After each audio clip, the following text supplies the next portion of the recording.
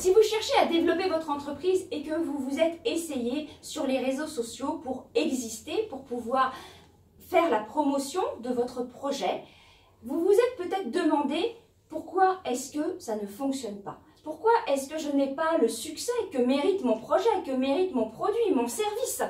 Pourquoi est-ce que les gens ne viennent pas me voir? Quelles sont les erreurs que vous avez peut-être faites? Quels sont les pièges dans lesquels il ne faut pas tomber pour pouvoir enfin avoir une vraie communauté sur les réseaux sociaux? Et en particulier aujourd'hui, nous parlons de LinkedIn. Alors, si vous vous posez ces questions, quels sont les pièges à éviter? Je suis vraiment heureuse aujourd'hui de vous présenter mon invité. Loïc Simon est un professionnel de la vente. Il a consacré sa carrière à la vente pendant 35 ans chez IBM. Et ensuite, depuis 2015, il a consacré son temps à sa passion qui est la transformation de la vente en créant le Social Selling Forum. Il va nous en parler. Son objectif aujourd'hui est d'évangéliser le social selling. Alors Loïc, merci beaucoup d'être là. Je suis vraiment ravie que tu puisses me consacrer ce temps pour qu'on puisse parler de social selling. Alors aujourd'hui, on va essayer de donner à nos internautes, à nos entrepreneurs, les clés et les pièges à éviter pour justement exister sur le web, en particulier sur les réseaux sociaux, en particulier sur LinkedIn. C'est un bon choix de commencer par LinkedIn. Voilà. Donc on va se concentrer sur ce sujet-là. D'accord? Donc est-ce que tu peux nous expliquer déjà dans un premier temps, avant d'aller sur ces erreurs à éviter, est-ce que tu peux nous expliquer ce que c'est que le social selling particulièrement? Oui, c'est assez simple. Le social selling, c'est l'art et la manière d'utiliser les réseaux sociaux, dont LinkedIn, dont on vient de parler, pour vendre et pour se vendre. Très bien. L'art et la manière, ça veut dire que ce n'est pas simplement un outil, ce n'est pas juste LinkedIn d'ailleurs, c'est une façon de se comporter. Utiliser les réseaux sociaux, ça veut dire qu'on ne vend pas sur le réseau social, mais on l'utilise dans notre cycle de vente, dans notre manière de vendre. Donc, ensuite, c'est les réseaux sociaux, c'est important, c'est pas que les médias. On n'est pas en train de pousser de l'information sur des médias, on est en train de jouer l'effet réseau. Et l'objectif du social selling, c'est vraiment de se vendre et de vendre. Et c'est très important pour les entrepreneurs, les coachs, les consultants, les formateurs ou les start-upers, etc. Donc, si on ne pousse pas l'information, ça veut dire qu'on est dans une interaction, dans Absolument. la conversation. Absolument. Voilà, donc c'est un mode de vie et une façon de penser qui est différente. Façon de se comporter qui est différente que simplement dire je suis un média et je pousse du contenu, comme ils disent les marketeurs, sur les réseaux sociaux. Avec le social selling, on va vraiment interagir, on va débattre, on va apporter de la valeur, on va apporter également de l'émotion, tout au fur et à mesure, effectivement, que l'on interagit sur ces réseaux. Et alors, qu'est-ce qu'on a à gagner de faire du social selling? Pourquoi véritablement le résultat? Parce que ça demande des efforts, ça demande donc une nouvelle façon de penser, de se comporter. Qu'est-ce qu'on a à gagner? D'abord, il faut qu'on puisse vendre plus vite et plus rapidement et avoir un taux de conversion des personnes avec lesquelles on discute beaucoup plus fort. Et c'est ce qui va permettre effectivement une bonne présence sur les réseaux sociaux. Donc c'est vraiment de vendre plus et de vendre mieux. D'accord. Donc aujourd'hui, on a beaucoup d'entrepreneurs quand même qui disent qu'ils ont du mal à se vendre. Donc en fait, ce mot « se vendre », c'est quand même quelque chose peut-être parfois souvent qui fait peur. Absolument. Donc en quoi est-ce que le social selling va venir répondre finalement à cette... parce que finalement, est-ce que c'est pas un mot « se vendre » qui est un petit peu de l'ancienne génération, alors qu'aujourd'hui, on est plus dans la conversation. Donc, comment est-ce qu'on fait ce lien entre la conversation et la vente? Déjà, il faut avoir comme objectif, in fine, de vendre quelque chose. Si on veut se faire recruter, on va se vendre. Si on veut effectivement se faire missionner, on va se vendre. Si on veut vendre un produit ou un service, à la fin, il faut bien avoir un bon de commande et vendre quelque chose. Donc, il ne faut pas penser que le mot vente, c'est quelque chose d'horrible, de négatif, surtout quand on est entrepreneur. C'est hyper important la vente quand on est entrepreneur. Surtout avec notre culture un coach, un consultant, un indépendant, etc., un freelance, un formateur, c'est hyper important de se vendre. Et donc, ce que va apporter le réseau social, en fait, c'est qu'il va te faire apparaître comme un référent dans ton domaine beaucoup plus facilement que simplement en utilisant les moyens classiques que nous avions à notre disposition il y a quelques années, le téléphone, le mail, l'événementiel, enfin les outils traditionnels, les newsletters, que sais-je. En utilisant en plus les réseaux sociaux, tu vas pouvoir apparaître comme un véritable référent dans ton domaine, quelqu'un qui sait de quoi il parle, Ok. Et ça, c'est très important. Absolument. Qui est très compétent dans son domaine, hein, dans ton domaine. Et deuxièmement, tu vas montrer que tu es quelqu'un de confiance, un interlocuteur de confiance. Ton activité sur les réseaux sociaux doit montrer que tu es quelqu'un de compétent et de confiance. Voilà. Et c'est ce qu'une bonne activité sur LinkedIn notamment, mais pas que, hein, va permettre aujourd'hui à n'importe quel entrepreneur, n'importe quel coach ou consultant. D'accord. À mon avis. Hein. Donc du coup, on est à vouloir créer la confiance, Voilà. on est à vouloir être visible, à se faire connaître. Voilà. Mais bon, ça c'est, on va dire, la bonne intention de départ et l'objectif. Après, il y a des erreurs. Voilà. Alors donc pourquoi est-ce que ça ne fonctionne pas? Ben, la première chose, c'est qu'en général, on n'a pas vraiment de stratégie. On ne sait pas vraiment qui on est, à qui on veut servir, quels sont nos clients préférés et avec quel type de service ou de produit on veut vraiment les servir. Et donc la première chose à faire, avant même de penser social selling, réseaux sociaux ou même n'importe quoi d'ailleurs, c'est d'avoir de vrais objectifs et une vraie stratégie. Une direction. Hein, voilà. Qui je sers, quels sont mes clients préférés et avec quel type de service ou de produit. Là, il y aurait toute une discussion d'ailleurs autour de ce thème des produits et des services, notamment quand on est dans le coaching, l'information ou autre chose. Mais bon, donc ça c'est la première chose, il faut être clair par rapport à sa mission dans la vie, le why, il faut être clair par rapport à ce qu'on vend à qui. Bien sûr. Et après, il faut simplement, de façon régulière, apporter de la valeur dans ces domaines-là. Et souvent, les gens ne le font pas, ça.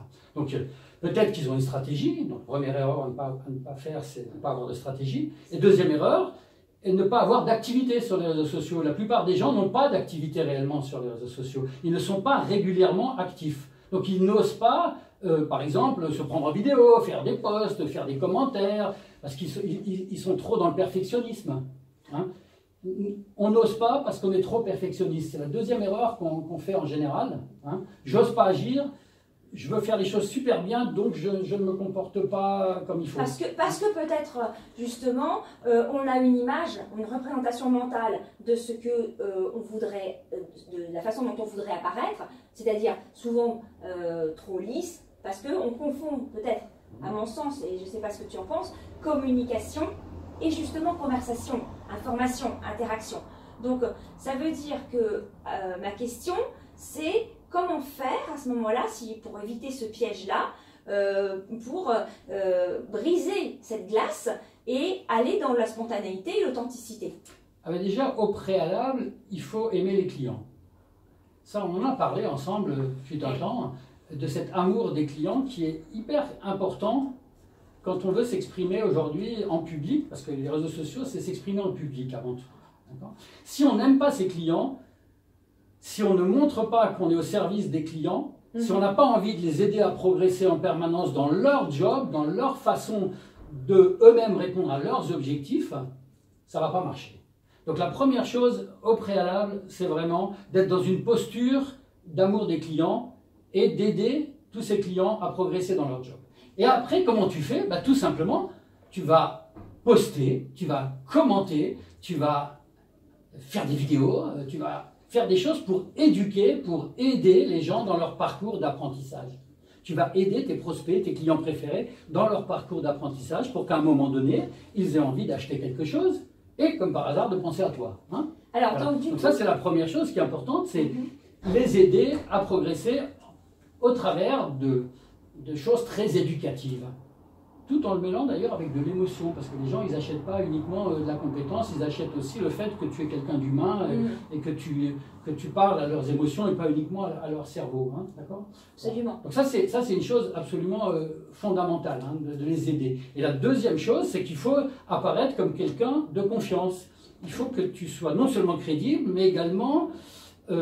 on ne pense pas de toi que tu es Leonardo DiCaprio dans le Loup de Wall Street, par exemple, qui baisse ses clients, quoi, hein, qu'il est là pour essayer de faire son business et il n'en a rien à fiche des clients. Donc, pour apparaître comme quelqu'un de confiance, il va falloir que tu fasses un certain nombre d'activités interactives sur les réseaux sociaux pour montrer justement pour établir cette confiance. Mais alors, du coup, tu me dis que l'objectif, c'est de livrer finalement une part de son expertise. Hein. Très important. Puisque tu me dis faire grandir les clients, et donc du coup, on le sait, on a beaucoup d'entrepreneurs qui se disent oui, mais alors moi, si je livre mon expertise, mais alors qu'est-ce que je vais vendre? C'est ce que tu disais tout à l'heure quand on a préparé cette interview. C'est une autre erreur à ne pas faire, justement. C'est de dire, je vais garder ma connaissance, je vais garder mon expérience pour moi, et uniquement, par exemple, pour les clients avec lesquels je vais avoir vendu quelque chose, à qui je vais avoir vendu quelque chose, ou avec lesquels je vais parler en privé à un moment donné. Et je ne vais surtout pas m'exprimer en public, sur les réseaux sociaux, par crainte de ne plus rien avoir à vendre, par exemple, si on sait tout déjà de ma compétence, ou de mon processus, ou de mes méthodes, etc. Et par crainte également que mes concurrents me piquent ma propriété intellectuelle, entre guillemets. Hein. Donc ça, c'est une erreur à ne pas faire. Donc, ce qu'il faut, c'est donner. Hein. Donner, c'est le plus important, à mon avis, sur les réseaux sociaux, si tu veux vraiment établir à la fois la crédibilité et la confiance. Tu donnes ton expérience, tu partages ton expérience, tu partages ta connaissance au maximum, et de ce fait, et tu le fais souvent d'ailleurs, et tu le fais en permanence, parce que ça c'est la troisième erreur d'ailleurs, enfin ou quatrième, je ne sais plus combien là, qui est de ne pas avoir une routine, de ne pas le faire régulièrement. Hein. Voilà. Donc tu donnes ta connaissance, tu donnes ton expérience. Alors avant de parler de cette quatrième erreur, justement de la routine, en restant sur cette problématique de progression, c'est-à-dire de partage d'expertise, donc du coup, est-ce que ça expliquerait le fait que on voit beaucoup d'entrepreneurs qui partagent particulièrement beaucoup, surtout leur offre, surtout ils viennent sur les réseaux, on peut dire que parfois il y a beaucoup d'entrepreneurs qui polluent presque les messageries privées à proposer leur propre offre. Comment on fait pour en soi, pour se dire, bon allez, je fais cette gymnastique d'esprit, de passer de offreur, plutôt de demandeur à offreur finalement. Oui, enfin, offrir ta connaissance plutôt que de demander leur business. C'est ça. Hein, c'est ça. Hein. J'offre ma connaissance, voilà. Je ne te demande pas de faire du business avec moi tout de suite. Comment on pourrait les aider à se transformer? Déjà, il faut avoir à l'esprit, encore une fois, que ton objectif, à la fin, c'est de vendre, mais la manière dont tu vas vendre, c'est en aidant ton prospect, ton client, à progresser dans son parcours d'apprentissage, qui est souvent en parallèle à un parcours d'achat futur. Et donc, la manière dont tu vas le faire, c'est en répondant à ces problématiques de pourquoi il faudrait que je change, par exemple, et comment je peux changer. Et donc, ce que tu vas faire, c'est que tu vas exprimer, sous forme de vidéos, de posts, de commentaires, enfin, ou de podcasts, ou que sais-je, tu vas exprimer tu vas aider ces prospects dans leur compréhension du pourquoi et du comment ils doivent changer. Et puis ensuite, éventuellement, quels sont les critères de choix, du type de fournisseurs ou de partenaires qu'ils pourraient choisir, etc. D'accord ? Donc tu vas faire ça de façon très concrète. Et moi, ce que je suggère en général, c'est de passer 50% de son temps et de ce qu'on écrit ou de ce qu'on commande sur les réseaux sociaux à faire ça. C'est-à-dire à s'adresser aux problématiques de mon prospect, de mon client préféré, hein, pour l'aider à progresser là-dedans. D'accord. Voilà. Ça, c'est au moins un commentaire sur deux, un post sur deux, c'est aider les autres à progresser dans mon domaine, dans le domaine où j'ai quelque chose in fine à leur vendre. Hein. Par exemple, si je vends du coaching aux entrepreneurs, je ne vais pas les aider à progresser en ping-pong. C'est clair. Même si je suis un passionné du ping-pong, ils ne vont rien m'acheter, je ne vais pas vendre des tables de ping-pong. Donc, bon, il y a des gens qui font ça sur les réseaux sociaux. Ils parlent de choses qui n'ont rien à voir avec ce qui intéresse leurs prospects et rien à voir avec ce qu'ils vendent. Bon, ça, c'est dommage. Donc, ça, tu vas passer une bonne partie de ton temps à aider tes prospects, tes clients à progresser. Ensuite, tu vas également parler de toi. Tu vas montrer que tu es un entrepreneur toi-même, ou que tu es un vendeur, ou que tu es un marketeur, ou que tu es quelqu'un qui lui-même progresse dans son job. Tu vas documenter ta propre progression d'entrepreneur, ta propre progression en tant que professionnel. Et ce faisant, tu vas créer une espèce de connivence avec tes clients et tes prospects. Ils vont voir que tu es quelqu'un qui veut devenir meilleur. Meilleur vendeur, meilleur coach, meilleur consultant, meilleur marketeur. Un vendeur, par exemple, il va devenir un social seller. Hein, voilà. Ceci dit, 20%. Hein. Ceci dit, s'il est passionné de ping-pong, il peut faire un parallèle par rapport à, justement, comme tu dis, cette communication sur soi, entre ce qu'il vit au ping-pong et sa vie d'entrepreneuriat. Alors le ping-pong, ce serait plutôt dans les derniers 10% dont je parle en général, qui sont des choses qui sont tes passions, ou qui se sont très personnelles. Tu aimes bien faire de la photo, tu aimes bien... ou alors des choses d'ailleurs pas très intimes, mais plutôt intimes, que certains diraient quelque chose de Facebook, tu vois, hein, comme on fait sur Facebook. C'est-à-dire tu parles de toi. Personnel, on va dire. Voilà, de personnel. Hein.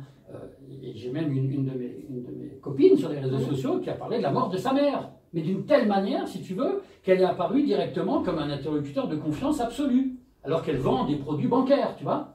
Oui, parce qu'en fait, elle a montré un côté vulnérable, un côté humain qui est hyper important.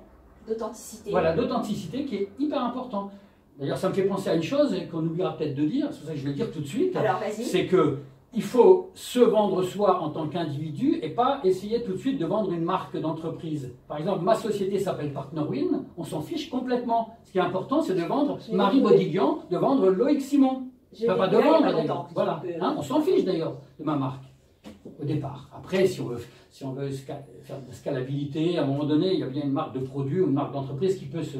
Mais au départ, c'est vraiment soi-même qui doit exister sur les réseaux sociaux. C'est Michel-Édouard Leclerc, Sylvain Tillon, Marie Bodiguian, Loïc Simon qui existent, d'accord? Et c'est pas la marque, je ne sais même pas, tu as une société, tu as une marque, non, c'est la tienne, toi. Oui, ça va. Absolument. Hein, Ouais. Tant mieux, tant mieux. Hein. Ouais. Mais moi, à PartnerWin, on s'en fiche complètement. Donc vouloir absolument promouvoir PartnerWin, c'est totalement quelque chose qui n'est pas du tout humain, tu vois. Ça ne marche pas, ça, sur les réseaux sociaux. Alors justement, est-ce qu'on peut dire... Alors, je vais quand même revenir, on n'a pas terminé sur le sujet donc, des 50%.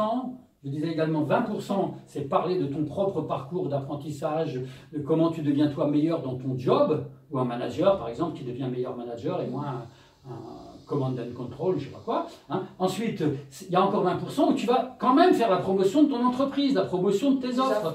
Parce qu'il y a des gens, ils aiment beaucoup aider les autres à progresser, mais à aucun moment on ne sait qu'ils ont quelque chose à vendre ou à proposer. C'est quand même idiot. Ils font l'inverse de certains qui sont les bourrins de la vente, là, qui veulent toujours pousser leur offre. Eux, ils font l'inverse et n'en parlent jamais. Non, quand même. Moi, j'ai le Social Selling Forum à vendre, mais j'en parle. Hein, bien sûr. D'accord, ou des offres d'accompagnement, etc. Et puis, donc il y a 50%, j'aide les autres à progresser dans les problématiques où ils pourront à un moment donné avoir besoin de moi. 20%, je montre que moi, je suis quelqu'un qui progresse en tant que professionnel, moi-même. 20%, je montre ce que j'ai à vendre et j'en fais la promotion de manière assez directe d'ailleurs, ou subtile. Hein, et 10%, je parle de choses beaucoup plus personnelles. Hein, je fais du Facebook sur LinkedIn. Oui. Et je peux d'ailleurs lier les deux, comme tu disais, je peux lier le fait que j'aille en Namibie en vacances, et avec des photos de Namibie, avec la manière d'aimer les clients, par exemple. Hein, puisque j'ai travaillé avec un tour opérateur qui n'aimait pas ses clients, par exemple, et je peux dire, ça, c'est ce qu'il ne faut pas faire. Quoi, hein. Absolument. Voilà, on peut toujours faire des liens entre ces passions, c'est encore l'idéal, ça.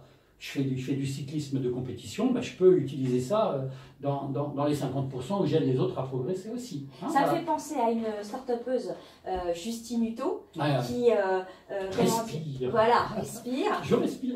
C'est ça. Et qui justement avait cette passion des marathons. Et elle l'a complètement utilisée pour faire grandir sa société. Et c'est incroyable.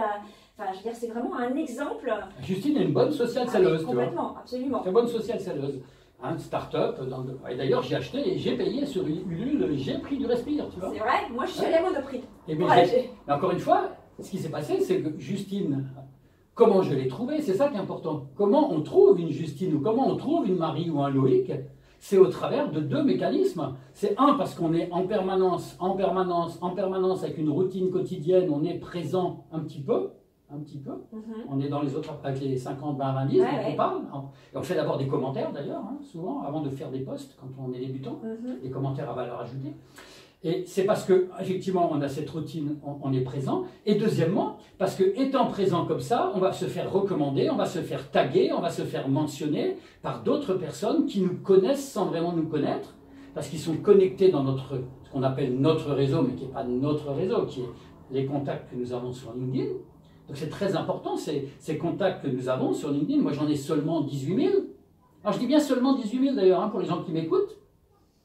Concevez qu'aujourd'hui, vous pouvez avoir des dizaines de milliers ou des centaines de milliers de followers, dont 30 000 contacts d'ailleurs sur LinkedIn, 30 000 contacts bidirectionnels. Et l'intérêt, c'est qu'effectivement, un certain nombre de ces contacts, évidemment, je ne suis pas en rapport avec eux, je ne fais pas comme on est en train de le faire aujourd'hui, la première fois qu'on se voit d'ailleurs physiquement, et pourtant ça faisait 1 an ou 2 qu'on était déjà connectés, tu vois. Donc au début, on a ce qu'on appelle des liens faibles, on ne se connaît pas vraiment, mais on est capable de voir un peu, tiens, qu'est-ce qu'elle publie, Marie, qu'est-ce que Loïc publie, tiens, il est pertinent, tiens, elle est pertinente, et à un moment donné, ça permet de soit de se faire recommander, soit de recommander quelqu'un qu'on ne connaît pas vraiment, grâce à la puissance de ce qu'on appelle les liens faibles. Les liens faibles, c'est justement des gens qui vont penser à vous à un moment donné, parce que quelqu'un d'autre a un besoin, qui vont vous mentionner, vous taguer, en l'occurrence, très concrètement, et ce qui fait que vous allez pouvoir être en contact, par exemple, avec une Justine, où j'ai trouvé par hasard, non pas par hasard, mais parce qu'elle avait été mentionnée par d'autres personnes, et donc, comme ça, je l'ai connue. Hein. L'autre aspect, c'est ce qu'on appelle la sérendipité, qui est hyper important, c'est ne pas être totalement focalisé, je veux vendre du coaching à tel type d'entreprise, ou de tel type d'individu, et je vais uniquement me focaliser sur ce genre de personnes, et je vais uniquement me connecter avec eux, et je vais uniquement leur parler en message privé, qui plus est, directement. Alors que si au contraire, j'accepte plein de gens différents dans le réseau de mes contacts, et que je parle le maximum en public et non pas en privé sur LinkedIn, je m'exprime en public, dans des commentaires, dans des posts, je sais que je veux éventuellement te vendre quelque chose, mais peut-être que ce n'est pas à toi que je vendrai quelque chose, mais à notre ami qui est là, qui m'aura vu agir, et qui aura envie à ce moment-là de me contacter. C'est ce qu'on appelle la sérendipité. Hein. Je veux te vendre quelque chose, mais je suis ouvert aux opportunités qui arrivent de tous les côtés. Mes amis sont mes amis. Oui, alors c'est pas seulement les amis, c'est les rencontres par hasard qu'on peut faire en essayant de te vendre quelque chose, je rencontre d'autres personnes. Donc souvent, les erreurs qu'on fait, c'est qu'on veut être trop secret, trop privé, on revient à ce qu'on disait tout à l'heure, trop secret, trop privé, alors qu'il faut au contraire être au maximum ouvert et dans l'interaction avec le maximum de personnes possibles. Hein. Et ne pas se dire, par exemple, oh, si j'exprime ça, mon concurrent va le voir, ou oh, si j'exprime ça... Enfin, bon, ça. En fait, est-ce qu'on peut dire que finalement, les réseaux sociaux, en particulier LinkedIn, c'est juste la reproduction, on va dire, naturelle d'un réseautage virtuel, mais où on va peut-être, si je résume ce que tu dis, grossir le trait de l'humanité pour aller à l'encontre d'un réflexe qu'on pourrait avoir à être trop vendeur. Oui, alors les réseaux sociaux, ça t'apprend d'ailleurs l'humilité, ça t'apprend à ne pas être justement trop vendeur pour te vendre, parce que tu te fais tout de suite laminer si tu commences à être bourrin, un bourrin de la vente, et de plus en plus d'ailleurs sur les réseaux sociaux. Donc c'est un très bon apprentissage pour les vendeurs, pour tout le monde, de cette humilité et de cet amour des clients dont on parlait au début. Hein. Mais alors, ce qui se passe, c'est que pour moi, les réseaux sociaux, c'est absolument pas virtuel. C'est presque l'inverse. C'est-à-dire que j'ai beaucoup plus de relations et de contacts avec quelqu'un sur LinkedIn avec lesquels j'interagis, encore ce matin je l'ai fait avec une personne, qu'en allant dans un BNI et en allant boire un coup, un café avec quelqu'un dans un cocktail. Hein. Donc c'est vraiment très très réel. Et ce qui se passe après, c'est que quand vous avez interagi avec des gens sur les réseaux sociaux pendant plusieurs semaines ou mois, et qu'à un moment donné vous vous rencontrez dans la vraie vie, comme on dit, là vous faites tout de suite du business ensemble, vous vous embrassez tout de suite, vous vous connaissez déjà. Moi il y a des gens qui me rencontrent au Social Selling Forum, ils me disent « Ah Loïc, j'ai l'impression que je te connais depuis 10 ans. » Alors qu'ils ne me connaissent pas du tout, ils ne m'ont jamais vu. J'ai des animateurs du Social Selling Forum. À Paris, là par exemple, il y a un Social Selling Forum le 5 et 6 juillet à Paris. Il y a des animateurs, je ne les ai jamais vus. Mais je les connais déjà, super. Voilà, et on va se voir pour la première fois, on va s'embrasser. C'est ce qui s'est passé d'ailleurs avec ma collègue de la banque à l'époque. Voilà, on s'est vu pour la première fois 1 an après. Génial. D'ailleurs, ça me fait penser à quelque chose, c'est que le social selling, ça se conçoit pas comme étant uniquement de l'activité sur les réseaux sociaux. Hein. Je ne sais pas quand tu voulais qu'on discute de ça, Marie, mais c'est important de voir qu'on ne fait pas du social selling uniquement derrière son écran toute la journée, en essayant soit d'espionner les clients, de rechercher les cibles et ensuite de les appeler. On fait aussi du social selling en utilisant l'ensemble des outils à notre disposition, c'est-à-dire le téléphone, le mail, les newsletters, l'événementiel, c'est de plus en plus important. Voilà. Mais le problème qu'il y a... ce que j'appelle le combo selling, j'ai un de mes collègues australiens, lui, il a écrit un super bouquin qui s'appelle Combo Prospecting. Hein, et il a la paternité du mot combo prospecting. Bon, moi, c'est combo selling, mais c'est pareil. Hein, et c'est vraiment travailler une combinaison de moyens. Hein. C'est très important le téléphone quand on fait du social selling. Mais ce qui est intéressant, c'est que quand j'ai quelqu'un au téléphone, cette personne peut déjà tout savoir de moi. Et moi, je peux beaucoup savoir sur lui, mais lui, il peut tout savoir sur moi, ou elle peut tout savoir sur moi avant de m'appeler, ou avant que je l'appelle. Et ça, c'est génial.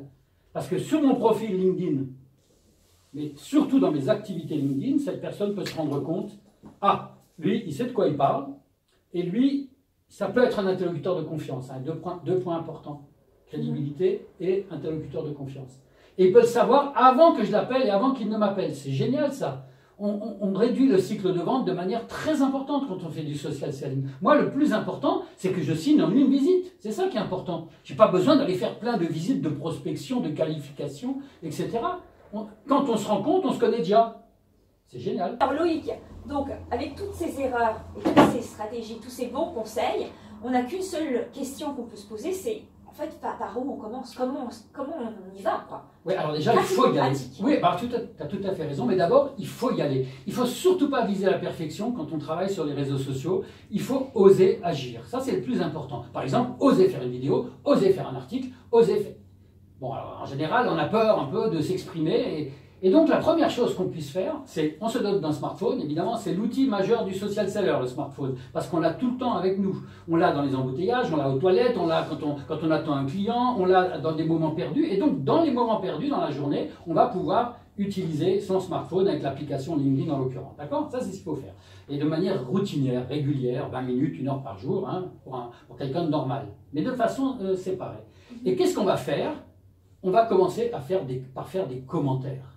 Mais pas des commentaires du style « ouais, super, génial, waouh, merci » ou pas des simples likes ou des réactions. On va commencer à faire des commentaires à valeur ajoutée en respectant les 50, 20, 20, 10 dont on a parlé. 50% de ce qu'on va commenter sur les posts des autres, sur les vidéos des autres. Ça, en général, au début, hein, ça va être pour apporter une valeur complémentaire, pour continuer un débat, pour entretenir une conversation. Et ce faisant, d'ailleurs, on va se faire remarquer par des gens. On va trouver des gens qui vont avoir envie de se connecter avec nous. On va pouvoir trouver des gens avec lesquels on va se connecter. On va se faire reconnaître. Des gens vont aller sur notre profil et vont voir qu'on est peut-être pertinent et compétent. Ça, c'est les commentaires à valeur ajoutée, c'est le plus important pour démarrer lorsqu'on n'est pas totalement sûr de soi en termes d'expression. Ensuite, c'est d'écrire des posts, mais en étant un créateur, un producteur. C'est-à-dire, je fais quelque chose. Alors, je peux faire des podcasts, je peux faire de la vidéo, je peux faire des posts écrits, je peux faire des articles, ça dépend de ma personnalité, etc. Mais c'est ça qu'il faut faire. Parce qu'il fut un temps où on pouvait se contenter de partager simplement les articles écrits par d'autres, ou les posts écrits par d'autres, ou les vidéos faites par d'autres.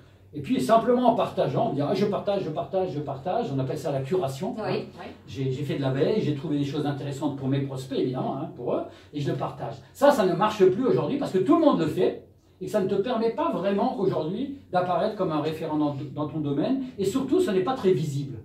C'est-à-dire que les algorithmes de LinkedIn, par exemple, ne montrent pas ce type de post à tes followers.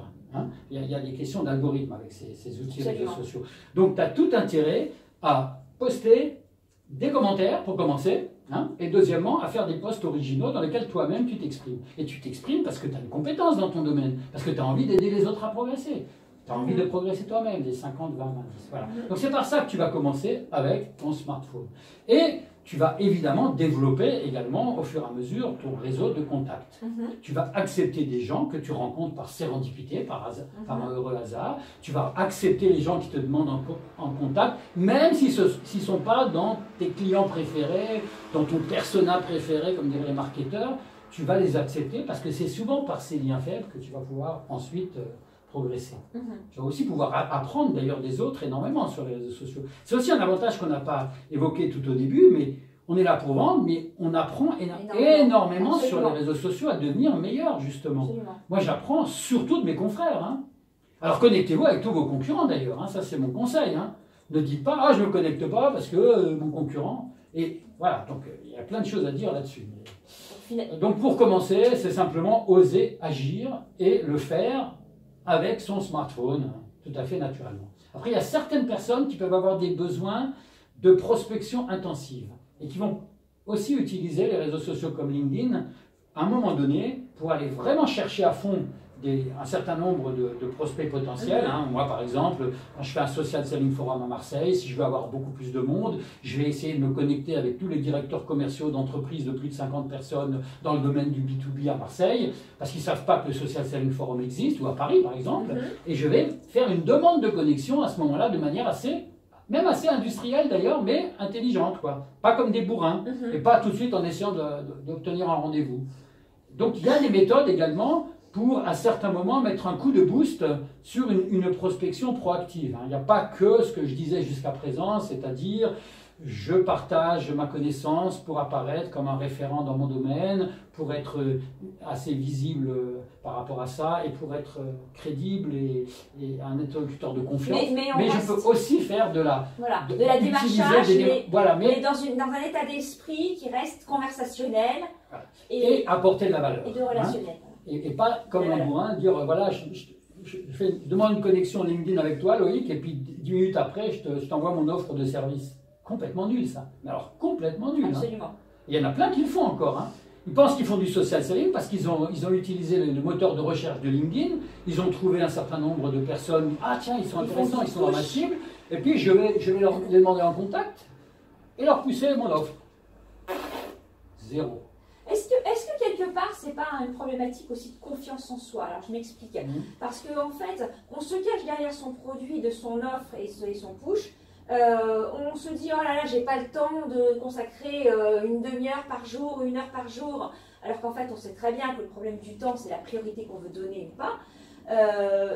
Et du coup, voilà, est-ce que, en termes de psychologie, de performance, par rapport à LinkedIn, comment est-ce que tu vois les choses? Est-ce que tu sens, est-ce que tu as cette impression, ou pas, je peux faire tout à fait erreur, que les gens éventuellement n'osent pas parce que tu disais ils sont trop perfectionnistes et donc il y a un problème de confiance. Est-ce que c'est ça? Oui, alors le premier problème qu'il y a, c'est qu'en général, ils ne savent pas vraiment que ce genre d'outils, les réseaux sociaux, peuvent être utilisés dans une démarche de vente.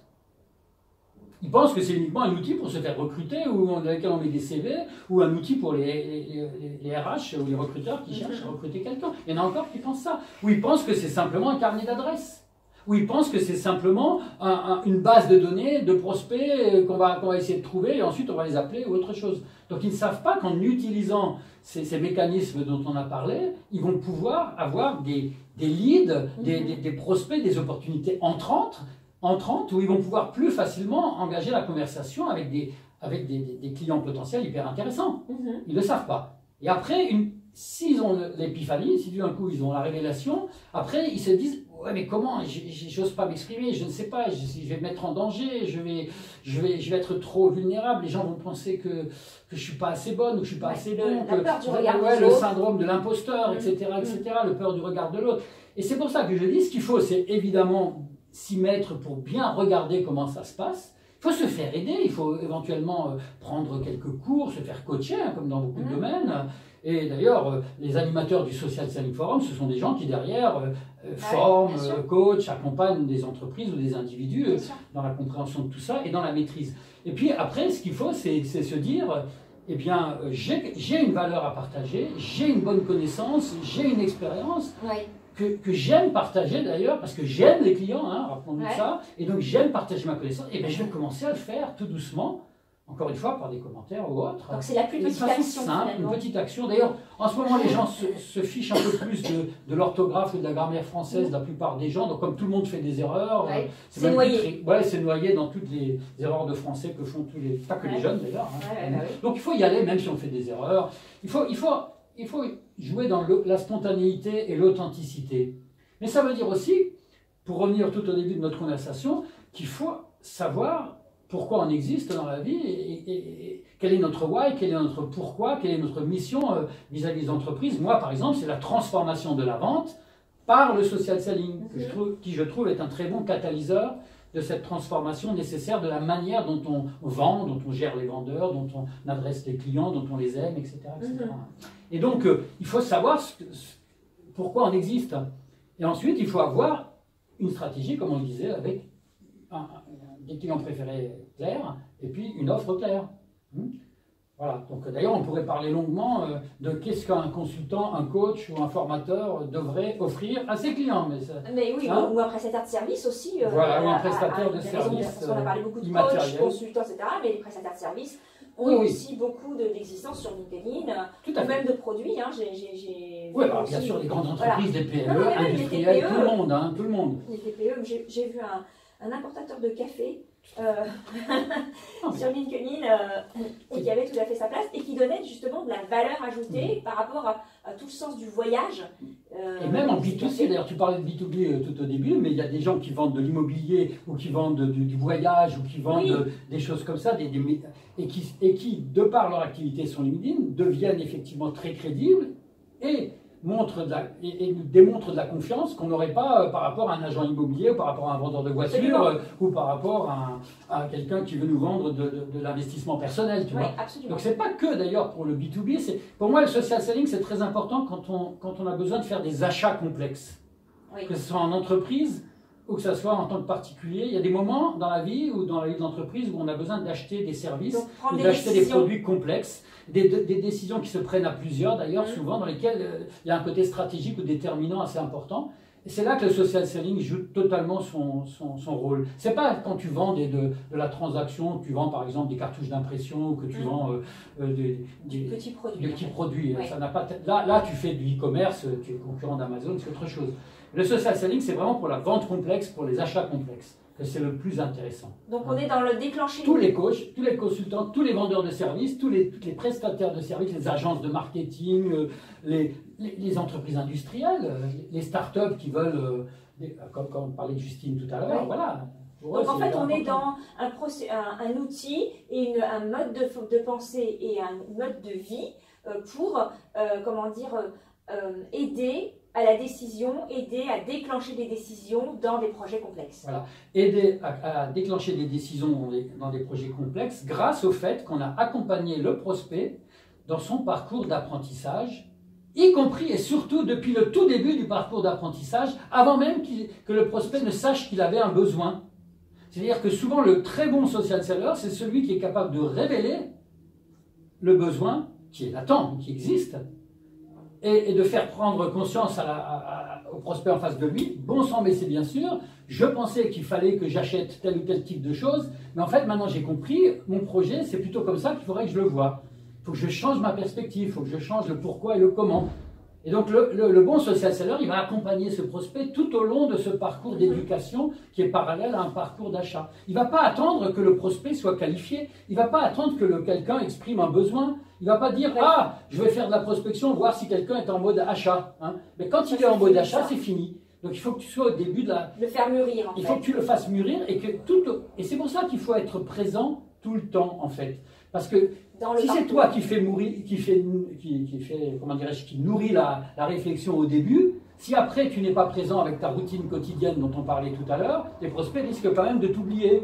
Au bout d'un an ou de 6 mois, quand ils ont vraiment besoin d'acheter quelque chose, parce qu'on a souvent des cycles assez longs dans l'apprentissage, si tu n'es pas présent de temps en temps, si tu ne peux pas te refaire recommander par d'autres personnes ou que les prospects te voient, ils vont quand même t'oublier, même si tu es super compétent. Routine, c'est important. Voilà, y aller avec ça. Loïc, merci beaucoup. Est-ce que tu as quelque chose à rajouter ou est-ce que tu as l'impression qu'on a quand même vu Ouais, moi je dirais une seule chose, c'est que le social selling et l'exploitation des réseaux sociaux, c'est quelque chose qui n'est pas sec. C'est-à-dire qu'on progresse tous les jours dans notre compréhension des mécanismes de l'exploitation de ces réseaux sociaux et d'Internet en général.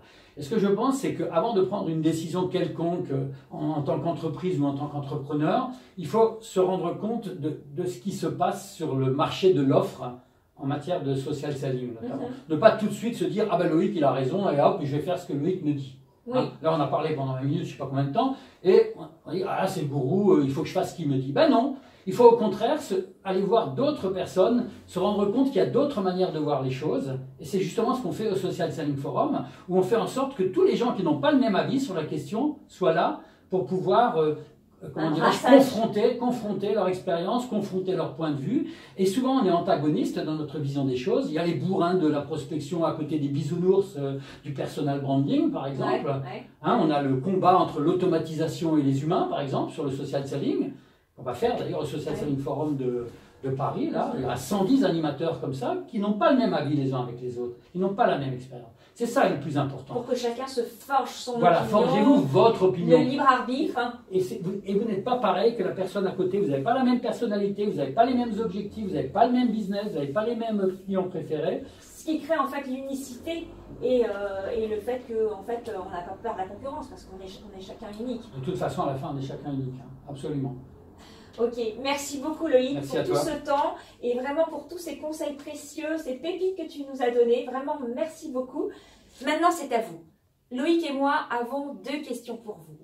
Parmi tous les pièges que nous avons évoqués et parmi tous les conseils et les astuces que Loïc nous a livrés, quelle est celle ou quel est le piège que vous voulez aujourd'hui éviter et quelle est l'astuce que vous allez tout de suite mettre en application et pouvoir avancer tout de suite là maintenant? Parce que comme nous a dit Loïc, c'est la mise en application tout de suite, la spontanéité, donc on ne se pose pas de questions, le commentaire que vous allez éventuellement tout de suite, sur lequel vous allez réagir. Donc répondez-nous en bas de cette vidéo, on serait vraiment curieux de savoir ce que cette vidéo a pu vous apporter. Et notre 2e question, évidemment, est de savoir et de mieux comprendre comment vous aujourd'hui, vous utilisez les réseaux sociaux, en particulier LinkedIn dont on a parlé, pour pouvoir justement vous promouvoir, pour pouvoir créer de la confiance, pouvoir créer des conversations avec votre réseau, étendre votre réseau de façon la plus naturelle, la plus authentique et la plus humaine possible. Donc, répondez en bas de cette vidéo dans les commentaires. Pendant que vous serez sur le site, alors profitez-en pour vous inscrire et vous recevrez automatiquement une formation audio gratuite sur comment déclencher les décisions d'achat sur le web grâce au neuromarketing, grâce au marketing émotionnel. Donc nous sommes tout à fait dans notre sujet d'aujourd'hui. Si vous avez aimé cette vidéo, alors likez, partagez, faites-nous part de tous vos commentaires, de toutes vos questions en bas de cette vidéo. Et surtout, bien sûr, abonnez-vous à la chaîne La Télé des Entrepreneurs pour ne pas rater aucune autre interview ou aucune autre stratégie qu'on pourrait avoir à vous livrer. Merci beaucoup pour votre attention, votre confiance et le temps passé avec nous. Et je vous retrouve dans une prochaine chronique. À très vite. Et si je venais vous interviewer pour que vous répondiez aux questions des entrepreneurs que nous allons écouter tout de suite?